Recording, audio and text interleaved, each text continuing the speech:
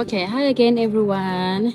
This is how this patch now, the new patch looks after we put in the carrots and recently now the onions.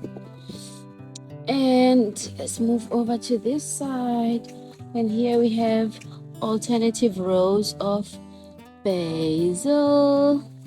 I want to make pestos, the basil pestos for the pasta, and then as well as celery. Celery is really good, so I'm gonna use a lot of them in smoothies, as well as what is this thing again? Smoothies and the wraps. The wraps is really good. But I do think though, so Manelisi was busy with this patch here. I had to leave early, but I also wanted him to gain confidence in working alone in the garden without me telling him what to do every step of the way, because I really feel like, you know, I can do the same for him. What my grandfather did for me, he taught me how to take care of the vegetables in the garden, how to take out the weeds, how to harvest. And at this time I really thought, you know, I thought he was just working us too hard, but now I really am grateful that he did that for me, because now I can impart the same knowledge, same skills to my kids. So I'm really excited about showing them how to take care of the garden, so that one day, if they really want to pursue the skill and grow their own food, then they can. If they don't want to, it's also fine, it's their choice. But imagine I wanted to do this and I couldn't. I'm so grateful to Umkhulu Shand, wherever he is. Thank you. He's late, passed away a long time ago. It's over 30 years now. But yeah,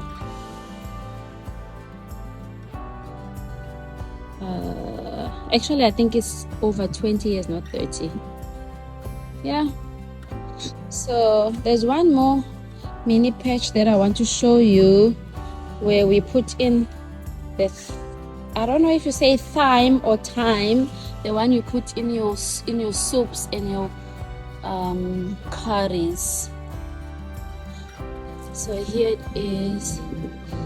So I usually buy the dried up one, but I smelled this one. The smell is much more potent, meaning the flavor will come through a lot more if I use the fresh one. So I haven't tried it yet.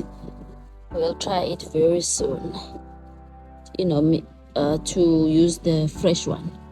Yeah, that's pretty much it. So I thought, because we showed you what was happening today, let us show you the full picture. Okay. My soil is not very good, so I work in the Western Cape, Cape Town to be specific. The soil is sandy. It looks like this. It's like beach sand. So you have to feed it constantly if you want anything to survive. But I've been very lucky. Everything that I grow survives pretty much. Yeah, that's it. So I do think the spacing here, especially for the celery, it's a bit tight, but we'll see. I'll see as it grows if I need to thin it. If so, then I think I'll just remove this line right here, the middle ones. Even with the basil, if they grow to be bushy, then I'll have to remove this one, remove this one, remove this one, remove this one, and make an extra row somewhere here.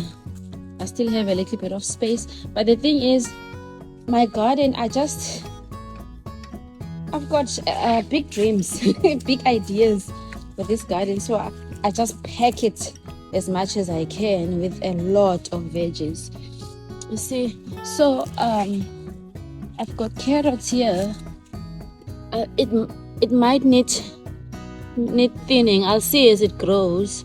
It might need thinning, but I just want the roots to be established for now, so that when I do thin, the ones that are left behind sort of have a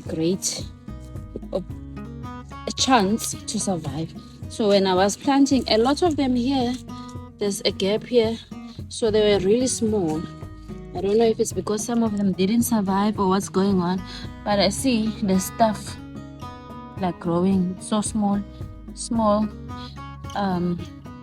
plants like that growing. I don't know if it's the carrots or if it's something else, so I'll have to wait and see.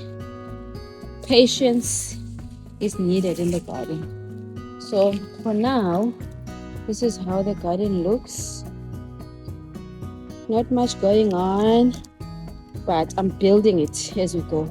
So that space there is for strawberries. I'm gonna make sure that there are strawberries, and the rest is the spinach as well as the cabbage and the sweet potato there right at the back.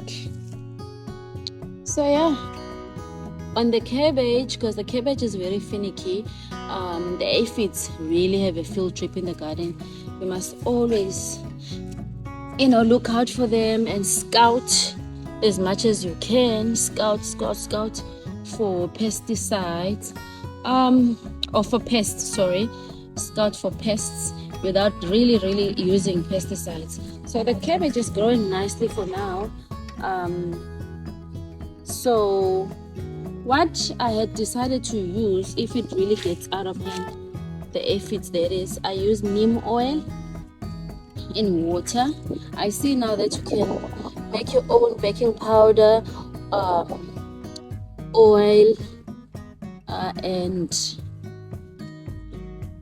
and dishwashing soap as an alternative. But neem oil worked pretty nicely. Oh, and bicarbonate of soda. Neem oil worked very nice for me, but of course it doesn't hurt to try stuff that I already have in the garden that is organic.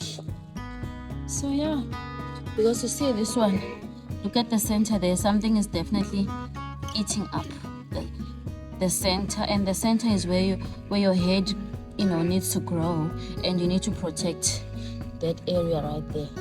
So I'm gonna try and make this the bicarbonate of soda, vinegar, soap and oil mixture, and see, because I don't like using those harsh pesticides that you normally get from the shops, and it's not really also good for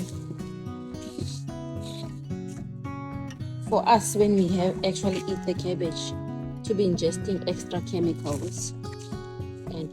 And now it's a good opportunity to control what you put on your crops, which is why I love growing my own, because I know exactly how I grow it. I know how natural or unnatural it is and stuff like that. But cabbage really, it tests your patience, and because you have to really keep scouting to see if anything is trying to seep in to destroy the cabbage. If you're not careful, if you're not a person who's attentive to the plants, you can really grow, start growing the cabbage and then not harvest it, because it can be completely taken over by the insects, especially aphids and those green worm-like thingy-magics. Those green ones, they camouflage, so you can't even see them. I think I did show you guys my previous cabbage harvest video. I did show you. So yeah, So that's it. That's it. That's it. That's about it. Hi guys, I just realized that I haven't updated you recently about what's going on in the garden. I'm just gonna turn the camera and show you what's been going on. These are some of the updates, but I haven't really briefed you, so let's do that. Okay, so currently I am busy taking out the weeds. There's this section of the garden, that is out of control. As you can see, that side we are pretty much okay, but when it comes to this side, this is the section that is pretty much not done. Look at that, my happy place. Okay, so I'm busy here. This side is also doing well. There's carrot, there's onions. My carrots are doing very well. And there's basil. There's, I'm going to eat then. Oh, let's forget the name of this one. And then that's that. Okay, so what's happening is I'm trying to have order as far as the lettuce is concerned. So I have dug out lettuce because like I told you, if you allow your veggies or your veggie plants to completely grow and go to flowering mode, they start producing seed, and when that seed dries up and drops onto the ground, every season basically you'll have more seeds just sprouting out of control. So I did not buy seedlings for lettuce. They are just growing randomly. I'll show you a few. I've removed some here. There they are.